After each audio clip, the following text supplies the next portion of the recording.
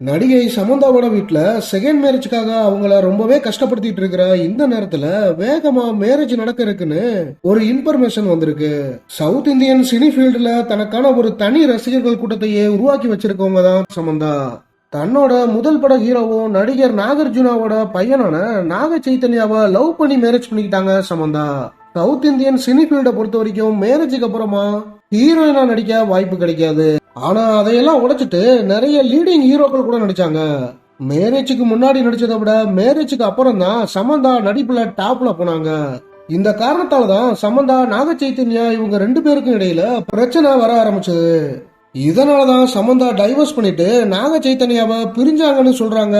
ஆனா உண்மையான காரணம் என்னன்னு இதுவரைக்கும் சமந்தா சைத்தன்யா ரெண்டு பேருமே வாய திறக்கல. இதுக்கப்புறமா சமந்தா நடிப்புல அதிகமா கவனம் செலுத்தினாங்க. இப்போ சமந்தாவை செகண்ட் மேரேஜ் பண்ணிக்க சொல்லி சமந்தாவோட ஃபேமிலி சமந்தாவை ரொம்பவே டார்ச்சர் பண்றாங்களாம். சமந்தாவோட ஃபேமிலி தங்களோட சொந்தக்கார பையனை சமந்தாவுக்கு மேரேஜ் பண்ண ட்ரை பண்றாங்க. ஆனா சமந்தா முரட்டு சிங்களா இருக்கிற வாரிசு நடிகர் ஒருத்தரோட பழகிட்டு இருக்கிறாங்களாம்.